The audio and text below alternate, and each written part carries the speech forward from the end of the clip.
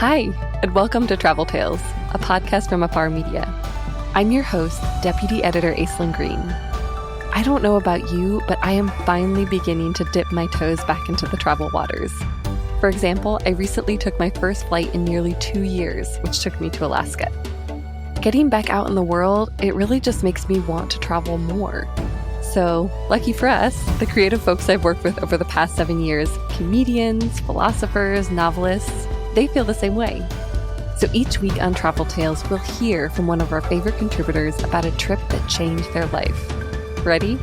Let's go.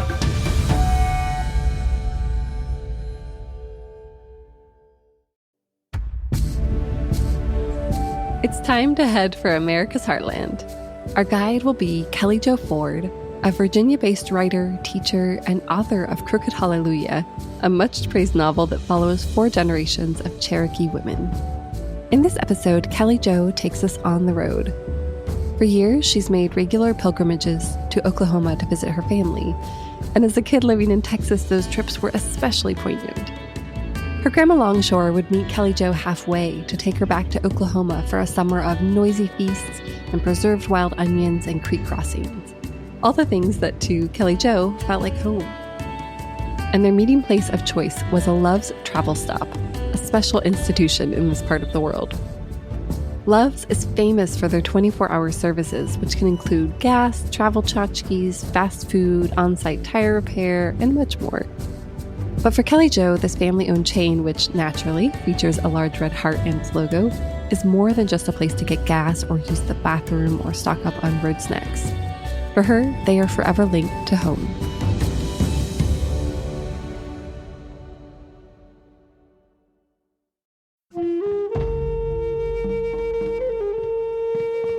It wasn't until I was well into adulthood when I realized that people went on vacations, actual trips to Disney World, or visits to the world's largest rocking chair.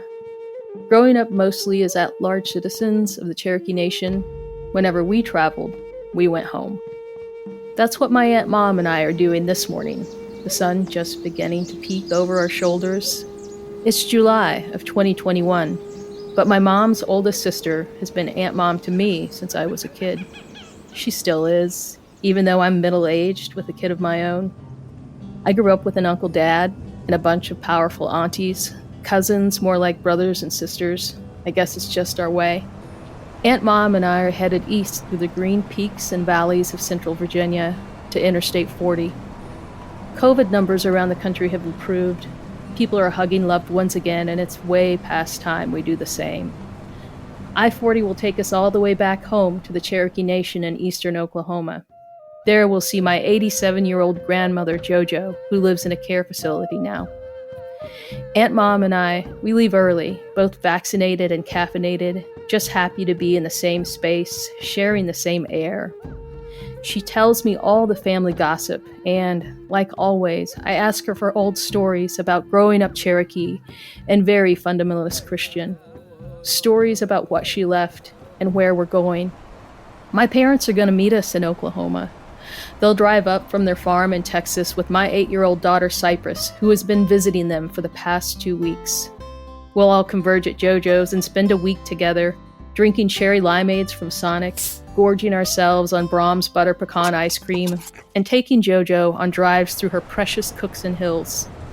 When the week is up, my parents will drive back home to Texas. Aunt Mom and I will load Cypress up with us and head east, back to Virginia, where Cypress will start 3rd grade, in person.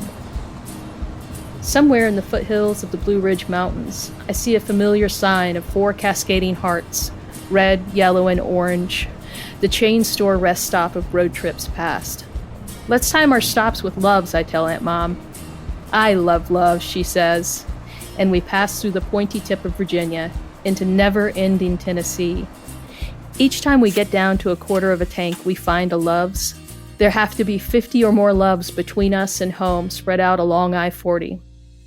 Each store pretty much the same inside. Bigger than I remember, but like any other travel stop. Sweaty hot dogs rolling on stainless steel rods, coffee stations, phone cards, bins of stuffed animals wearing t-shirts embossed with whatever big university football team is nearby.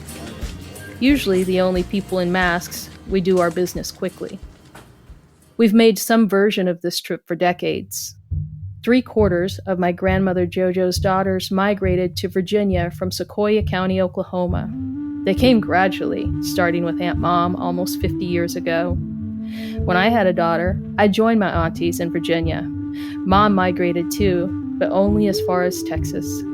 When pressured over the years to move closer to one of her daughters, my JoJo always gives a familiar refrain: I was born in Okie, and I'll die in Okie. On cool mornings, you can see steam rising up from Salisaw Creek from JoJo's porch.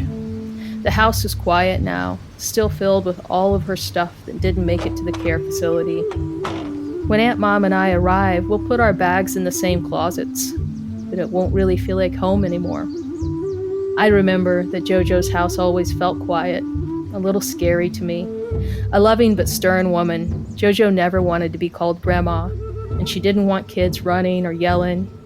I had to go to another house for that, my Grandma Longshore's. To get to Grandma Longshore's house, you had to drive across Salisaw Creek. Not across a bridge, but through the actual creek. If the creek was up, you had to make the haul all the way around past the town of Bunch, which as I recall consisted of a Baptist church, post office, and general store.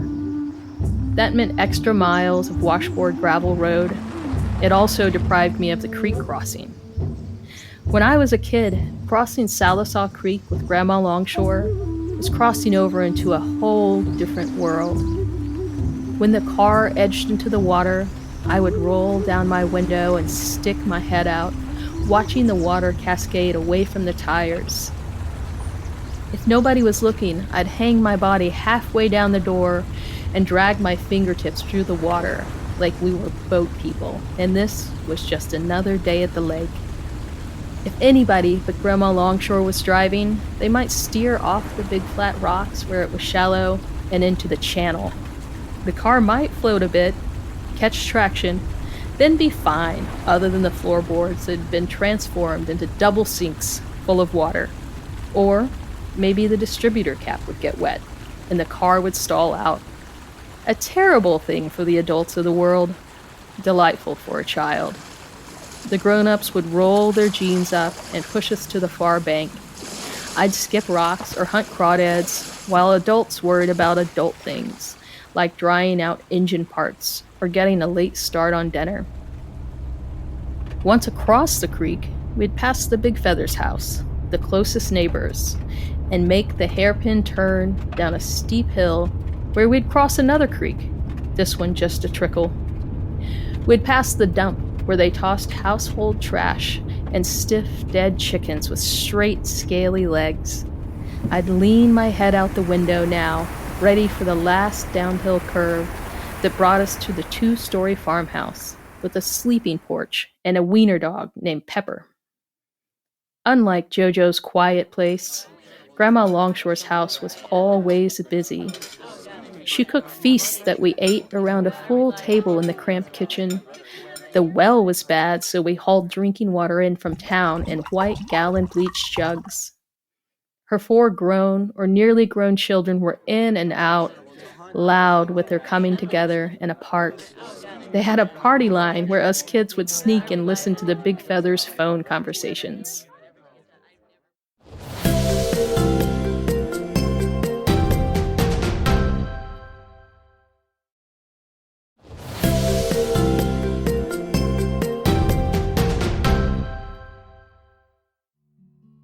Mom and I moved to Texas when I was 8. It was Grandma Longshore who would meet Mom halfway at a Love's Country Store in Atoka, Oklahoma, to pick me up and take me back home during summer break. Waiting for Grandma Longshore there at that Love's, a big bag of Funyuns and a slush puppy in hand, I felt like I might burst with anticipation of getting back across that creek and everything that came with it. She never let me drift away, no matter how far away I moved. Summers, or graduations, or weddings, it didn't matter. Grandma Longshore got in her dusty car and traveled to where I was. She had a fiery temper for those who wronged her family, short, permed hair and false teeth, with the best arms for hugging ever to exist. Grandma Longshore had many grandkids of her own, some by blood and others like me. I wasn't her grandbaby by blood, but I was her first grandbaby, and she never let me forget it. She put up wild onions, a Cherokee staple, every spring. She'd save a batch for me and cook them up with scrambled eggs and brown beans, then send me back to Texas with strawberry jam in old margarine containers. That was the kind of woman she was. As Aunt Mom and I bounce along I-40, each love draws us closer to Oklahoma. Not the one of my memory. Nobody gathers wild onions and labels them Kelly Joe. I'm of the age that I should be passing the tradition on to my daughter, Cypress, but I wouldn't know where to look. I don't cross Salisaw Creek anymore, unless it's over a highway bridge miles away. Grandma Longshore passed years ago. I don't even know if the old farmhouse is still standing. Jojo, who suffered through a lifetime of poor health, is the only one of my grandmothers who's still alive. When we get to Jojo's, it's startling how frail she seems, sitting up in her hospital bed, wrapped in a pink Pendleton blanket. She squeezes us so long, it feels like she might not let go. But then, we offer to take her to Sonic, and then over by Brushy Mountain. The promise of a little something sweet and a pretty view loosens her grip. Every time we come home now, I better understand that it may be the last time, because home is only partly place. Cypress doesn't know Jojo as someone to tiptoe around. She knows her as someone who needs extra help, an elder who needs care and love.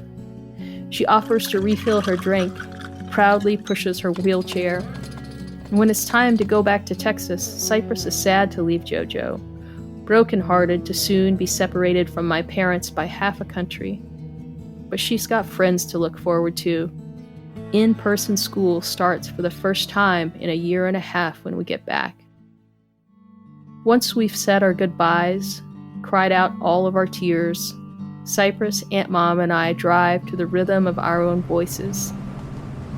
Every time I see the Loves logo, its 4 stacked hearts, I feel the stretch of time and the reach of love of our ancestors. A cynical part of me wants to roll my eyes at such successful marketing. Really? But yes, that is the story I'm telling. And this glorious 8-year-old kid, Cypress, she can't stop talking because she's been in Texas with my parents, her granny and poppy, gathering eggs in my mom's little chicken house, driving the mule through mesquite-dotted pastures, to have picnics surrounded by the swishes of horsetails and cats who think they're dogs. Mom and Pop put up salsa. They saved a few of last year's jars to send home with Cypress, just like Grandma Longshore did for me. On our long trip back home to Virginia, we'll stop at every Loves we can hit. I'll say yes to more sweets than I want to, and buy Cypress a bag of Funyuns that'll cause her to fake gag in the back seat. When we get back to Virginia, Cypress will start making plans for her next trip to my parents, mapping out their agenda of chicken feeding and cat wrangling. She'll ask when we can move to the Cherokee Nation, where she can be close to Jojo and learn our language. I have more questions than answers, more memories than plans. But I'm grateful for what we have right now, a heart full of family and a bumpy highway back to our home in Virginia. When my daughter looks back, I wonder what she will see in our shuffling back and forth. What will she think of the time she spent in the middle of a pandemic, flying down the interstate, hanging a hand out the window, hunting Love's country stores with her great aunt and mom? If we are lucky, we come from a family, or maybe family chooses us actively, again and again. And home, maybe it can be a place both at the beginning and the ending of our journeys.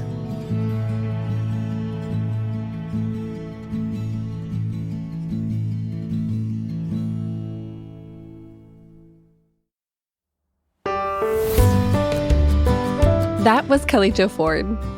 Kelly Jo is back in Richmond, Virginia, but she and her daughter are already planning their next road trips to Texas and Oklahoma, hopefully next summer. They'll definitely stop at a few loves along the way, she says, for Funyuns and slush puppies and sunflower seeds. In addition to her work as a writer and editor, Kelly Jo periodically teaches fiction at Santa Fe's Institute of American Indian Arts. You can read her work at kellykjoford.com and follow her on social at kellykjoford.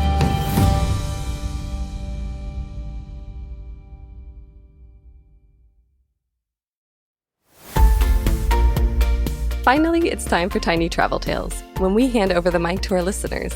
That's you. Now let's hear from Allison Soda from Portland, Oregon.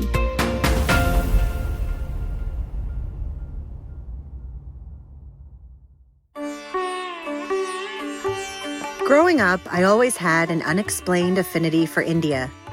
I nurtured this curiosity by studying and researching Indian religions in college. After graduation, I made my first trip to the country, and my life was forever changed. 20 minutes after landing in Delhi, I met a man named Parth. He worked for the local company that operated my tour. Our group arrived at the hotel, and we learned that all guests had a room, except for us. As per protocol, Parth and his associate waited with my friend and I until our room was ready. We talked about everything India, from politics to Bollywood. Finally, at 6 a.m., our room was ready, and we said goodbye.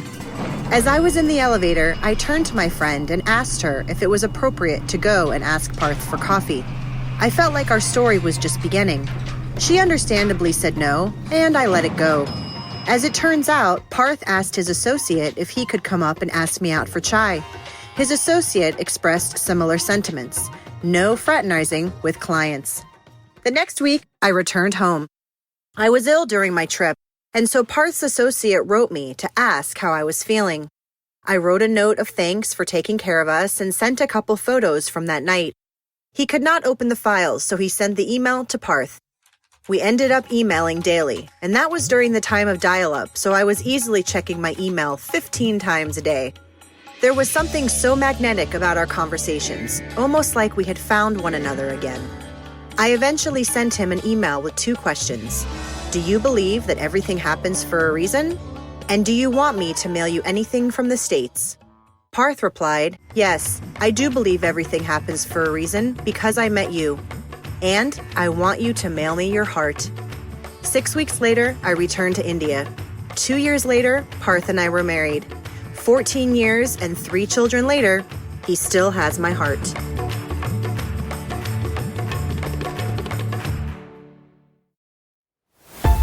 That was listener Allison Soda. Allison says that, quote, with the exciting news of India's borders reopening, we are all traveling as a family in December to India and Sri Lanka.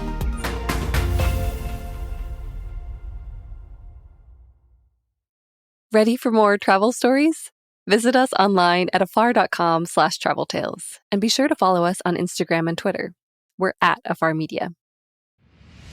If you enjoyed today's adventure, we hope you'll come back next week for more great stories. Subscribing makes this easy. You can find us on Apple Podcasts, Spotify, or your favorite podcast platform. And please be sure to rate and review us. It helps other travelers find the show. This has been Travel Tales, a production of Afar Media and Boom Integrated. Our podcast is produced by Aislinn Green, Adrian Glover, and Robin Lai. Post-production was by John Marshall Media staff Jen Grossman and Clint Rhodes. Music composition by Alan Koresha. And a special thanks to Laura Redman, Irene Wang, Angela Johnston, and Nina Gainsler-Debs. I'm Aislinn Green, your semi-impatient travel-ready host. I can't wait to hit the road again and again. As we begin to explore the world once more, remember that travel begins the moment we walk out our front door. Everyone has a travel tale. What's yours?